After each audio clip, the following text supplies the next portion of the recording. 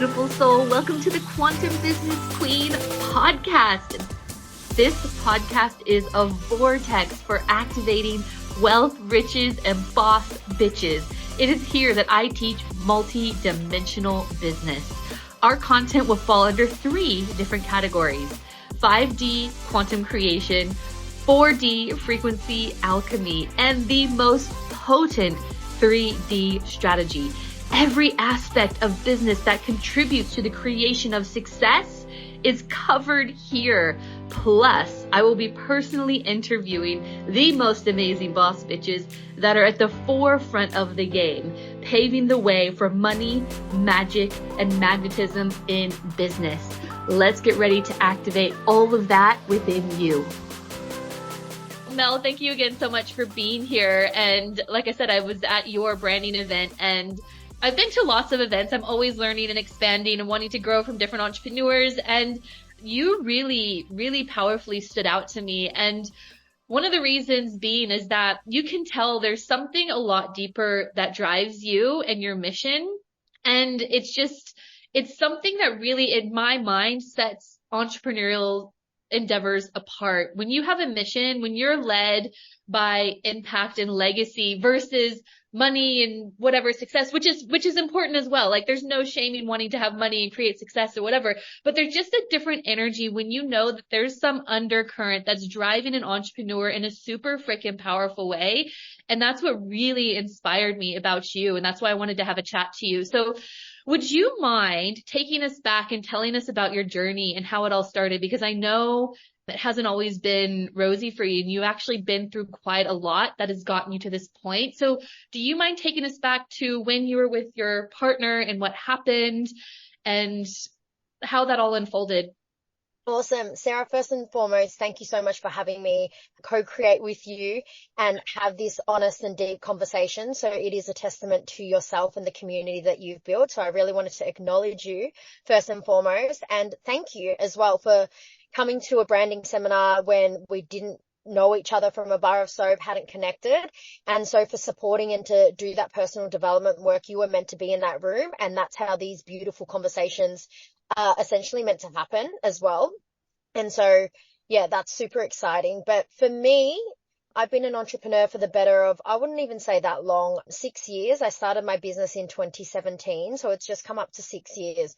But that drive and that leadership and what you've been saying there, that amount of depth that I have has started off from a very early age, probably earlier than I would have liked, but life plays out how it's meant to and it unfolds how it's meant to. So I think everyone's had their share of hardship, whatever hardship looks like. I think that's what life presents us. We learn our most deepest lessons through our struggles, through our challenges, through our stress, through the things that don't go our way. And mine really started as a young girl being born.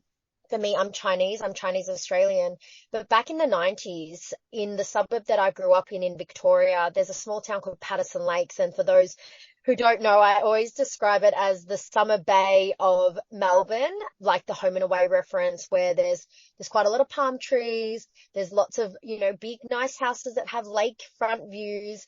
And I really described it as keeping up with the Joneses. It felt like a simulation at times for me.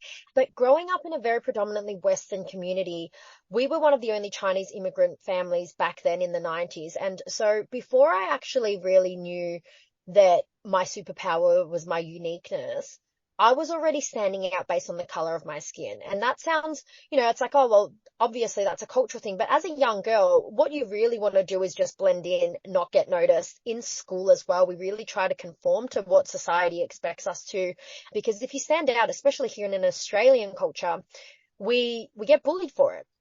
And so that really started off just kind of like the simple differences from my upbringing.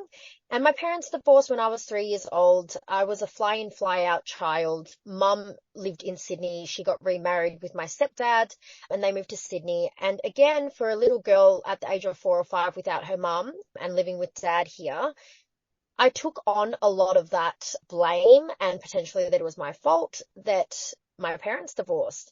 And they both love me so incredibly much, but as a young child that where mental health wasn't spoken about as well, we kind of create our own stories in our head. And that's fine. And then I think growing up as a child, I experienced a small amount of bullying regarding my race, regarding my ethnicity. And so again, kids just, I don't look back at it with anything other than kids just love to bully people for no real reason. And as your adult self, we're like, that's more a projection of you rather than me. But it definitely gave me a bit of a tough mindset. Like, you got to stay resilient. You got to survive in this world. And those words can't really hurt you if you don't allow it to hurt you.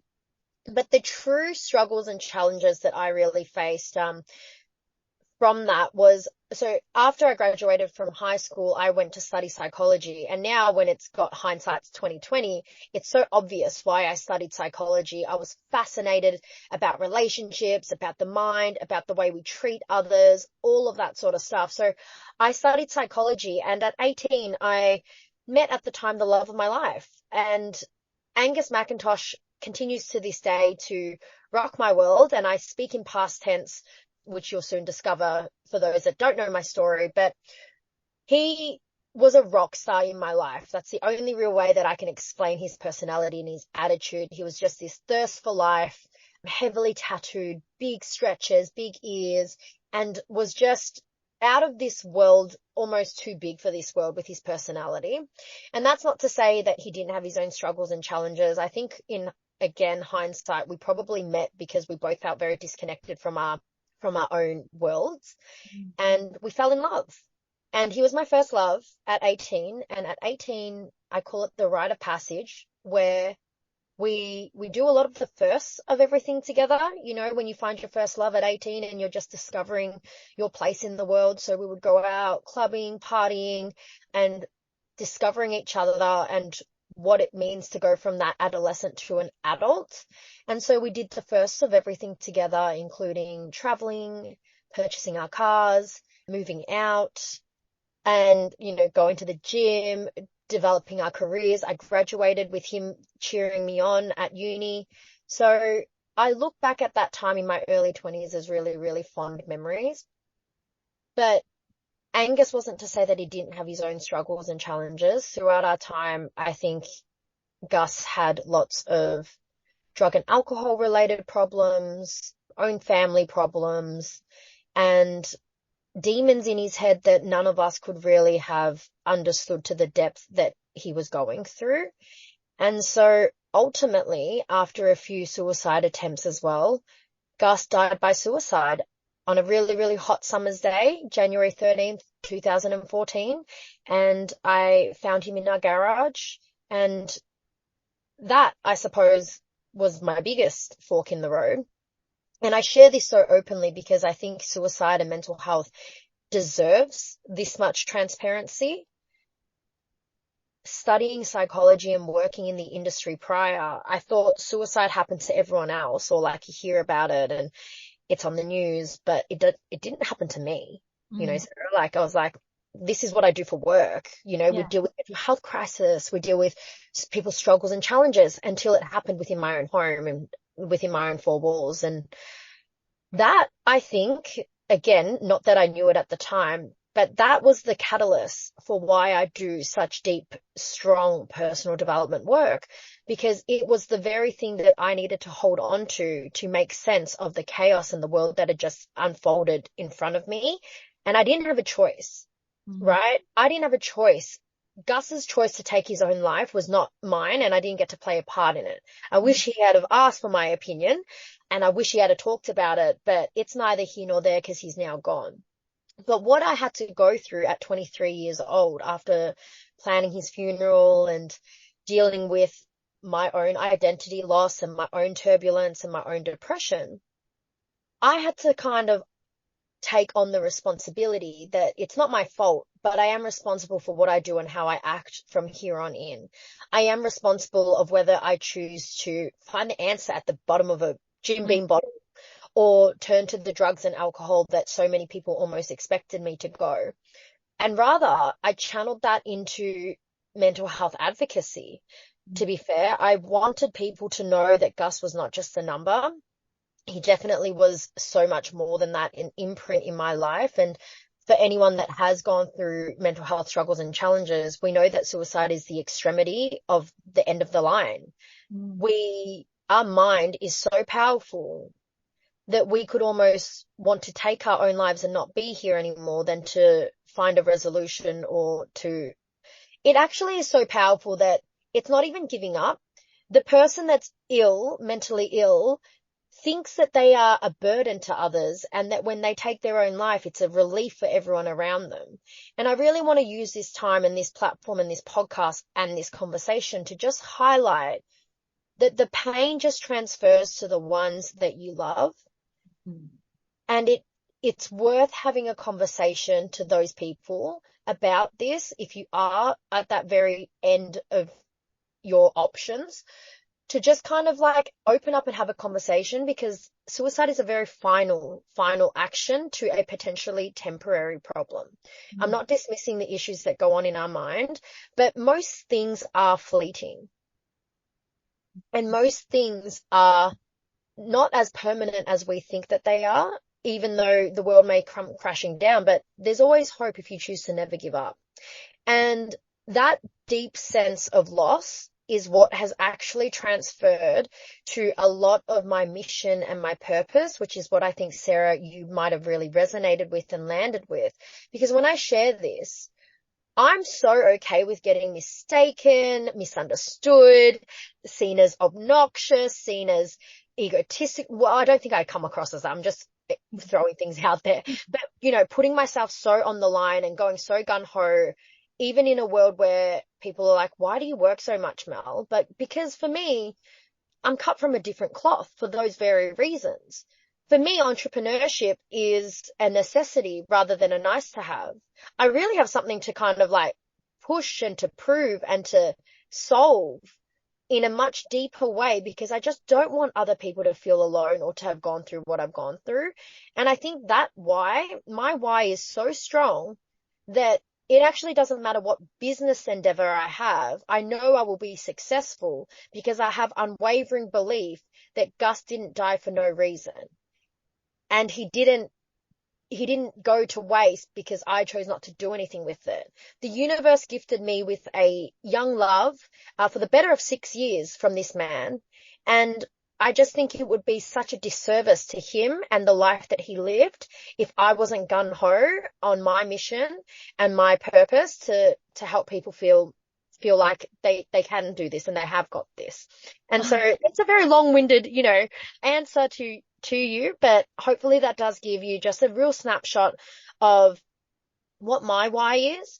And your why doesn't have to be as strong as that, because your why doesn't come from just post-traumatic stress or some sort of real hard crisis or challenge, but there is something there that's worth you fighting for and worth you getting out of bed for. And I just encourage people to explore that a little bit, because that's what makes everything worth it. Oh my gosh, Mel, every single word that you just spoke was so important. So important. Seriously, I just want to sit in this moment for a second and let what you just said and the message that came across really land and resonate with people, because it is so powerful. So I want to talk about Gus, because I think we owe his legacy a moment, and obviously his legacy is a beautiful, powerful driver for you. So when it comes to suicide prevention and obviously being on that journey with somebody, did you notice the signs? You were in that world. Did you pick up on things that led up to it? Like what was happening with you guys during those months that led up to everything? Yeah. And I've given myself a lot of grace. Okay. Mm, I've really worked through with my own psychologist and in my own of personal course. development to let a lot of stuff go. Yeah. But 100% that there were signs, and I think there are red flags, or what we can say potential symptoms and signs that can lead someone to be motivated by suicide or having suicide as an option. But to be honest, Sarah, at 23 years old, I didn't even know what love was or be able to articulate the way I do now, Yeah. almost a decade ago. And so even though now when I look back, there were signs, I mean, Angus was admitted into hospital. He was in ICU previously. Yeah. And if that isn't a sign in itself, but for us, when I was that age, what happened was Gus would be so remorseful and ashamed of the actions that he took. We would then want to go home and then play happy family again. And I think so many people do that. We get into fights and we don't actually resolve the fight in itself or the issue in itself. And we just go, let's go back to normal, because going back to normal is the easier route, or the route that we don't potentially understand if we go down that route of opening up the can of worms and being like, hey, we need to seek help.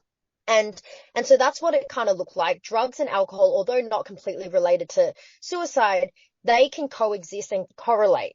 And Mm. again, I didn't pick up on that because at 18, 19, 20, you could also associate that with delinquent behavior. People are just expressing themselves and going on that journey.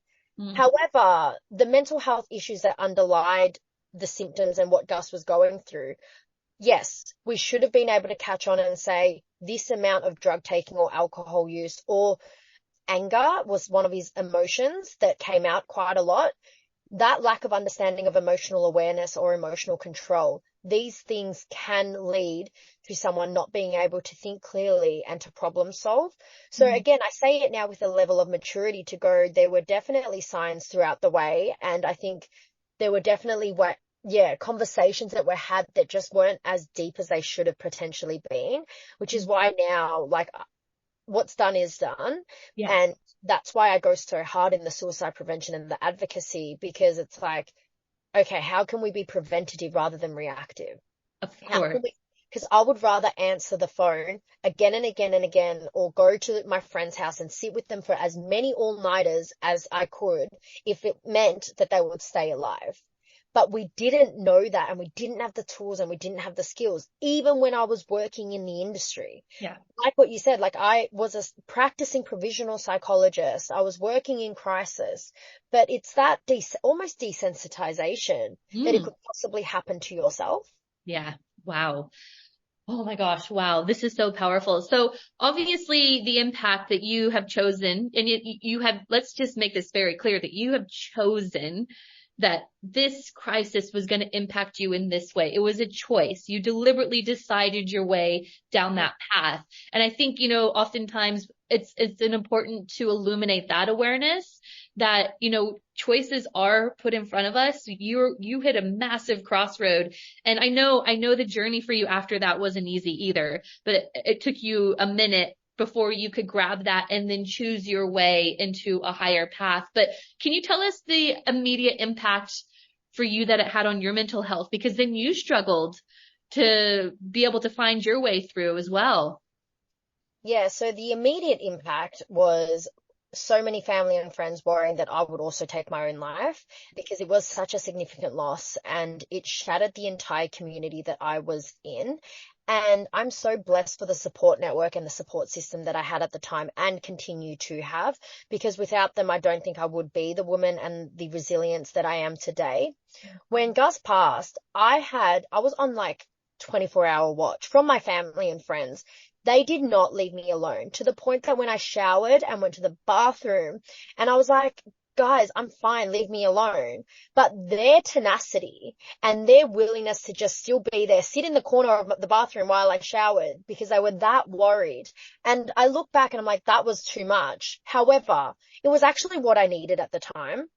I needed the support and people to go, I love you. I'm here for you. This is really hard and we're in this together. And so I really want to share that, like, I recognize my privilege that I had a family and a friendship group that were just out of this world. And grief also does that. Grief either brings people apart that like can no longer handle the grief in itself, but it also brings so many people together that it connects. I have friends that just I didn't even think would be my friends that just felt so strongly about what was going on and what had happened. They are now like one of my lifetime friends that I can really lean on. And some other people, we all deal with grief differently. And some other people have walked away because they need to manage their own grief. And I completely love and respect that too. So I think, yeah, it's a testament to my support group and social group. But there were really, really dark days. I was suspended from working in my industry. So as a provisional psychologist, as a lifeline support crisis counselor, for very good reason, because 6 months, I was way too close to the fire and to anything was triggering me.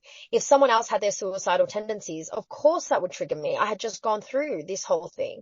So my work career, my like life turned in completely flipped around in that short-term phase.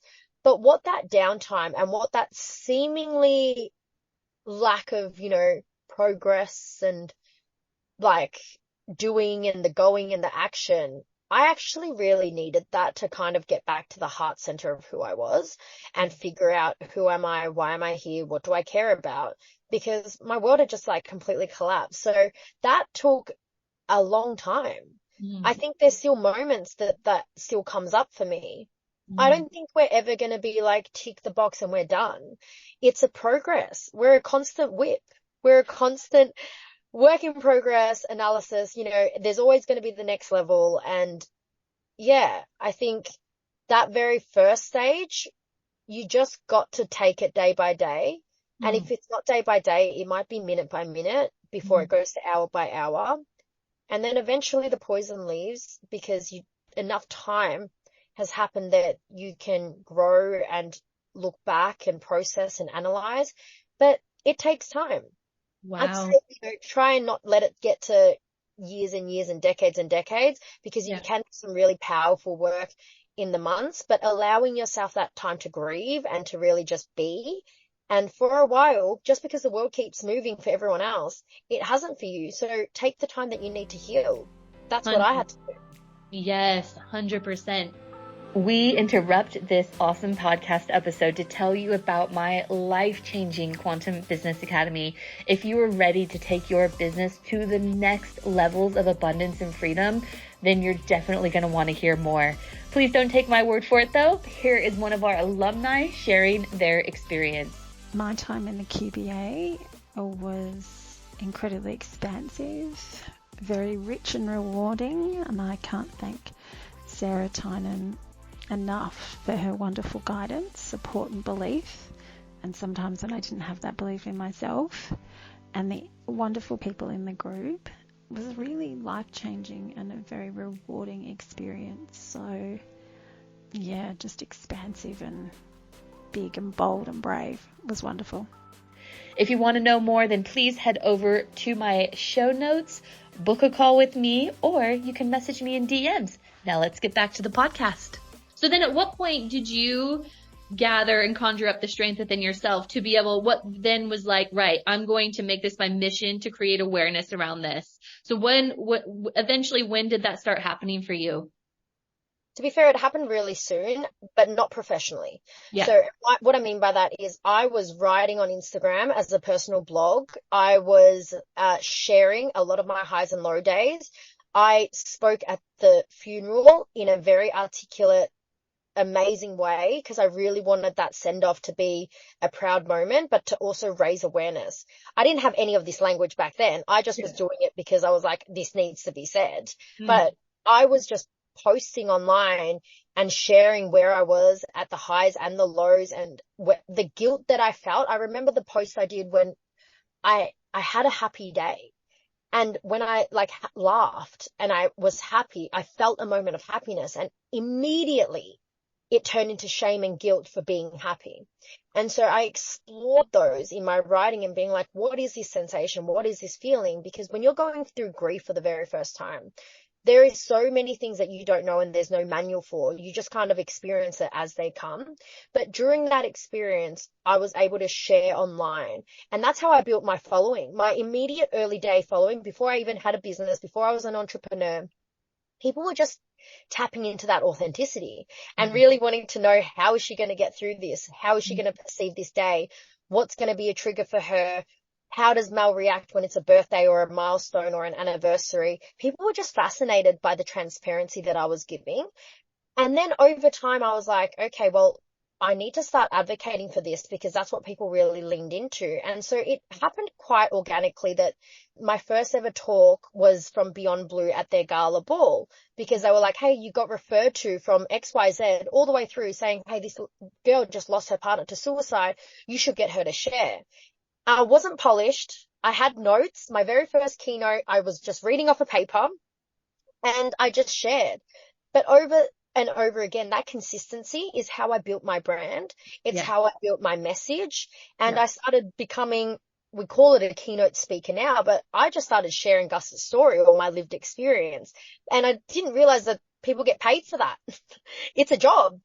And that's how it started organically. And then in my career, I ended up working for the Tattoo Expo. So that's my very first touch point of events. I have an event company now, but the very first event that I did, it was purely because Gus was heavily tattooed head to toe. And I think I just started working in the tattoo industry because I was grieving.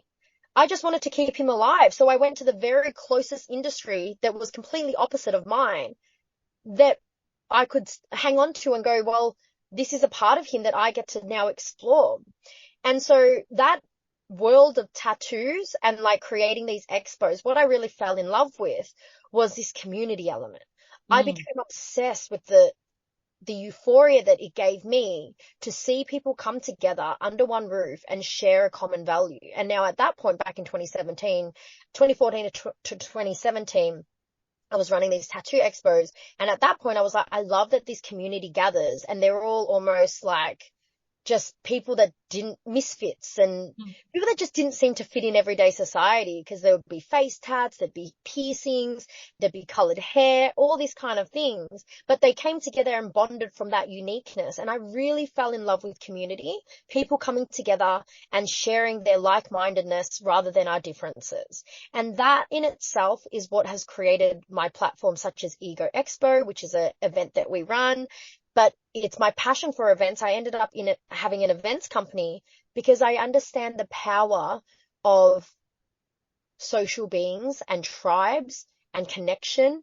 And I think this is how we've connected because we love that energy that in-person live events give us or podcasting.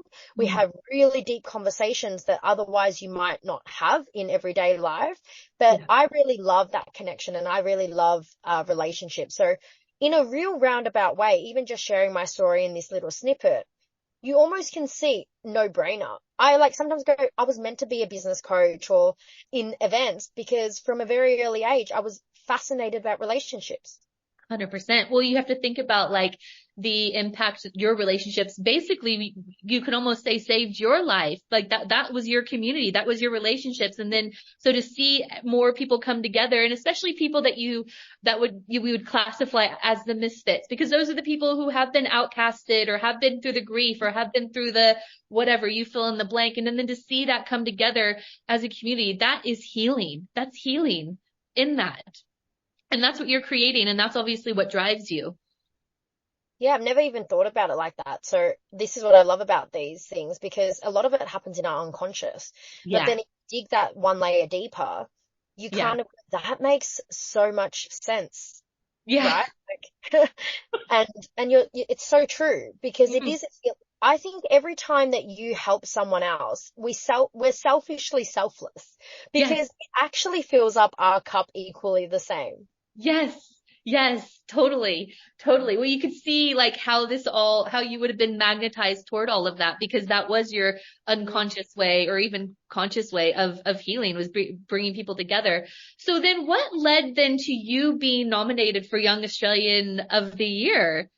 So that was a lot of my social impact award. So Young Australian of the Year in 2019, I was again advocating a lot in this space. Also Channel 7's Young Awards, I think it's called. But yeah, I just got blessed enough to be nominated. People in the community recognizing that I played a significant part in this space and all of it didn't come, I think you can really tell, like none of this is driven by money. None of this is driven by fame. It's not driven by wealth. There is a lot of depth to it. And I think most people that fall into a not-for-profit sector or a charity sector is because we've got big hearts. You know, we've got big hearts. We're empaths. We want to see social change. And we're very much driven by all of that to be able to go, I want to leave the world better than when I found it. And so that came to that nomination. I didn't win, but again, it wasn't really about that. It was just having the fact that I was nominated. I I was contending, which was Yeah. pretty cool. And so Young Australian of the Year, you don't get to just put your hand up and say, I deserve to be it. It's a community vote, or someone nominates you and fills out a pretty hefty application form. So someone else took the time and privilege to do that on my behalf, which was amazing. Oh my gosh, Melissa, and obviously like so well deserved. So, and obviously you've had some really freaking cool experiences. You were on stage interviewing Mark Wahlberg. How did that happen? What was that about? Like, how did that all unfold for you as well? You've done your research, Sarah. And yeah, so I think that was 2017 as well. Went to LA, went to Anaheim, Disneyland, and got the opportunity to interview and talk to Mark Wahlberg on a stage full of 2,000 people. Still to date, the largest crowd that I've spoken with. And I think that's when success is opportunity meets preparation, right? Things happen for you when you're willing to walk through those doors. You have to, I think, take the choice. You have to step into that world, be willing to receive, be open to these opportunities to be able to then, have them. And so what that looked like for me with this particular instinct, I was one of those people like yourselves at this branding event, at this success coaching business event. And his name was JT Fox. I'll say who it is. And he's from Canada. And he came to Australia and he just wowed me on stage. He honestly platform speaker closed me from stage. And I just fell in love and bought his program. And what his program looked like was this 1% club. And we were to fly to Miami. You know, we pay for it ourselves, but we were to fly to Miami and get coached by the world's greatest and best. And then his offer was that whoever joined in and was part of it, he would take someone from every country and put them on his stages. And so I, being me, the little Australian girl that was like, that needs to be me for the taking. I need to own that space. I put myself in that position. And lo and behold, out of all of the different countries and all the people that came to that event over in Miami and in LA and for his conference, I was one of the Australian ones that he picked out and got to put on stage. So again, it's like, I did pay a lot of money for the coaching program, but that was a bonus added value that I deserved to sort of have on that stage. Hell yeah. Oh my God. Yeah. I mean, and this is the thing, like, it's like preparation meets opportunity. And, you know, I think your whole life was leading you to those big, powerful moments, you know, like you've been through the depths of the depths, and then you get to choose powerfully to step into those higher timelines and higher opportunities and back yourself with powerful investments, which obviously is paid off tenfold. And that is what puts you in those rooms through making those decisions and those choices. I think oftentimes people are too afraid to choose. And, you know, especially right now when things are particularly easy, or people talk about blah, blah, blah, economy, this, I don't even like to talk about any of it, but it's like, this is where you get to lean in. This is where you get to choose. And like I said before, just decide your way through things, put yourself in those rooms, like elevate yourself, you know, be uncomfortable. And if you don't, well, you're going to keep perpetuating sameness. But obviously you used your driver and your why, which is why I was so drawn to you, Mel. Like, your passion comes through when you talk, even when it's just simple branding strategy. But when you're talking, there's something else that's behind it. And it's so obvious. And it's obviously one of the reasons that has gotten you to where you are in your business and your events company and your coaching and all of it. So with all of that said, you know, you got yourself there because you chose that powerfully. And I think you had a lot of forks in the road where there were a lot of decisions that you had to make, and they would have taken you one way or the other, but you built the muscle of like choosing powerfully for yourself. And that's what got you nominated for Young Australian of the Year. That's what got you on the stage with Mark Wahlberg. Like, that's what gets people to where they want to be, but you have to be brave enough to choose. We make choices every single day, right? Whether you choose to get out of bed is a choice. Whether you choose to make the bed from that moment is a choice. Every minute thing that we do are choices that say more about our character or pull us away from those desires. And there's a cliche quote, I can't really remember who says it, but it's like, we get to choose our hard, because no matter what, the path before you, the path that's ready for you is going to be hard. Being broke is hard work. Making money is hard work. Which one do you want to choose? Because grief and loss is going to happen to all of us. That we are, at least I don't know, but we're mortal beings that are going to die. Yeah. And so inevitably you will lose your parents. You will lose loved ones. People are going to die on a very large sort of scale, but you got to choose what you're going to, how you want to perceive it. And you're going to have to choose which one's worth fighting for. And that choice is every day. I make my bed every single day because for me, that is like one thing ticked off the list. Now come at me, the world. It doesn't matter how chaos it is because I'm in control of making the bed and I want to set that. And it's a testament to my character. Hell yes. Oh my gosh, Mel, you were so amazing. I love this.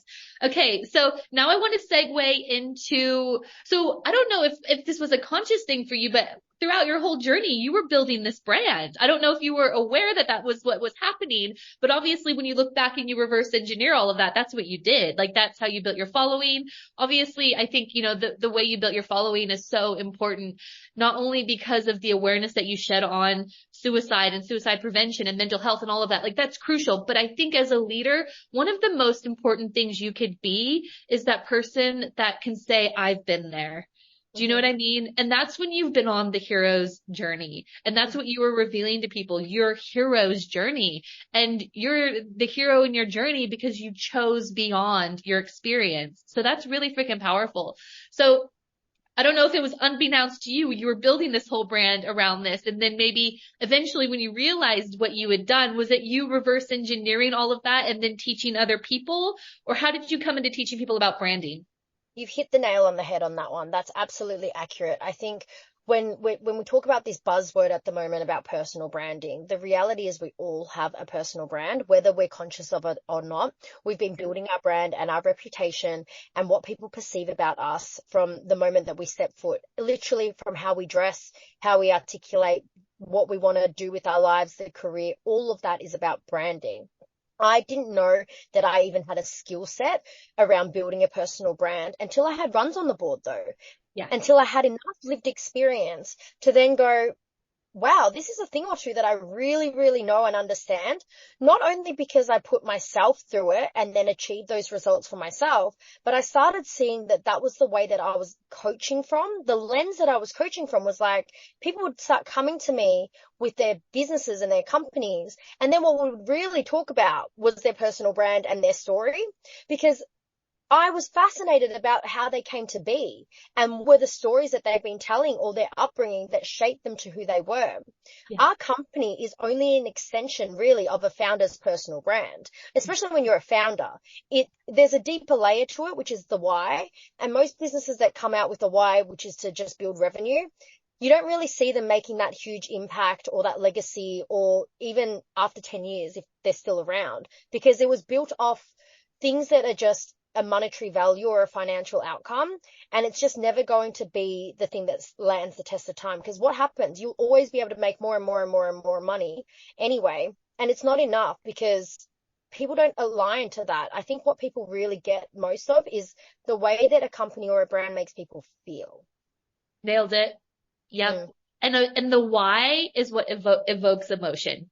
Mm-hmm. That's the underpinning thing that will, and emotion is what activates people to shift and change, because people, all they want is to feel something. And if your personal brand is connected to a why, then that's the thing that will invoke all of that emotion and inspired change. But yeah, 100% agree. Like and this is where, like, if you don't have that driver, you're going to have shit days, you're going to have shit months, you're going to have clients fall or whatever. But if you don't have that driver, that's where people are like, nah, too hard, I give up. Which is what most people do because they haven't done the deep work of starting with their why. People very commonly, which I talked about in the branding seminar, but I really highlight that so many people that do it wrong is because they talk about the what and the how. They talk about the features and they sell on the features and the nice to haves when you haven't got to the core of what inspired change really requires, which is moving people with the stories that you say. Yes, exactly. Yes. Inspired change, it equals inspired action. Mm-hmm. That's what motivates people to act. And so if you're not being driven by inspired change, you're not going to motivate people to act. That's what I've found. Okay. So we have been, oh my God, this conversation has flowed. We've been going for a little over time, but that's okay. Now I want to just ask you a few different questions, and we kind of already touched on it. So where do you really feel like, if we're talking about the why, where do people get it wrong when it comes to branding? Obviously, being devoid of a why would be one reason or one place where people would get it wrong when it comes to branding. But what have you seen like major mistakes that people do when it comes to personal branding? Yeah, I think people get very fixated on their color palettes and their logos and all of this identity stuff. And Yeah. what pink magenta should I Yeah. be? Yeah. And the reality is, it's not the lens that I coach from. Even when people Yeah. think about branding, they come straight to me and go, cool, what's our logo identity? And I'm like, let me get to the deeper stuff first, Yeah. which is the unpacking of the vision, the mission, the values. Who is the customer that you want to serve, and how do we talk to them? So Yeah. that in itself, I think, is very important. But what people get really confused about what I'm seeing at the moment is people not being able to separate their company branding from their personal branding. And Wow. so understanding that the personal brand, Sarah or Mel, is the thing that builds trust no matter what the vehicle is. The company brand is only an extension of that. And they're very two separate entities. It's how you protect your entities as well. And so not getting so confused with like, well, the company's saying this, this, and this. And I'm like, but what is Sarah saying? What is the founder saying? Because the personal brand is critical for people to build trust, but also understand you on a much more personal level than a company level. And that includes things that might not necessarily be monetary, ROI fixated, even tangible outcomes. Yeah. Personal brand has so many things that go, I just love her. Why?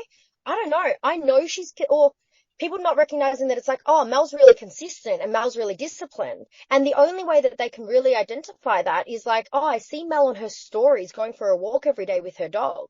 Yeah. Because I show you that in a way that's probably not tangible. But when I show up and get out of bed every day and you see me do my walks every morning, that somehow goes, well, if she's consistent in that, maybe her business is also consistent.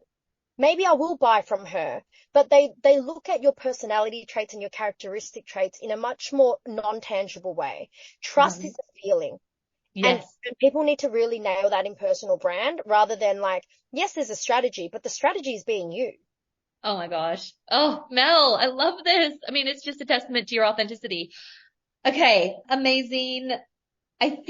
Okay, so where can people get in touch with you? How can people connect with you? If people wanted to work with you, what's available? Tell us about you and your business and your company and your brand and how people can get in touch. Yeah, melu.au. I've got a website there that hosts everything. If you search Mel Yu on pretty much every platform, I should come up. On LinkedIn, Mel Yu on Instagram, and that's a conversation that I can have down in a more intimate way, but it's a handle that just has to stay because I have had that handle since I was like 15. So yeah, but I'm available on any platform, anything that you want to find. I've got my own podcast that you can also look up. It's called The Authentic Me. Again, one of my core values is authenticity. So I show up in every platform that I can as transparently and as authentic as I can. So reach out anytime. It's definitely me behind the Instagram channels or the platforms. I don't have a VA in that sense. So it will always be me that responds back to you. And I like to think I'm pretty good at my response rate. Oh, Mel, you're amazing. So we'll put all your links below. We'll put your podcast below. We'll link everything below. And guys, for any Melburnians or anyone in Australia, really, we are having a VIP day where Mel's going to be in person, a keynote speaker. So you can come to her and be with her, sit with her in person, ask her specific advice around your own personal brand. So you're not going to want to miss it. It's November 4th. And Mel, you are such a special gem to this planet and this world. And thank you for sharing everything so openly, so bravely, so transparently. Like the work you're doing is so important. So thank you so much for being on here and telling us about your journey and sharing so freely. Like you're just such a blessing. So thank you so much. Thank you. It's been an honor to share and to be part of your community. And I look forward to November 4th. Thank you so much for listening today, beautiful soul. I hope you got so much gold and were activated in such a way that you could step into your highest timeline of abundance and freedom, because it is more than possible for you. If that desire has been planted in your soul, it is so deliberate. If you wouldn't mind, please rate, review, subscribe to this podcast so that we can get this message into the hearts and ears of more amazing light beings across the world. I would love to continue this conversation with you, so feel free to get in touch on Instagram at sarah.tynan.quantumcoach.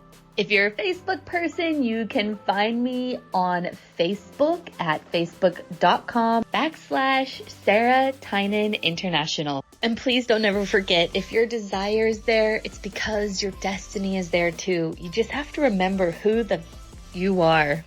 Bye for now, beautiful.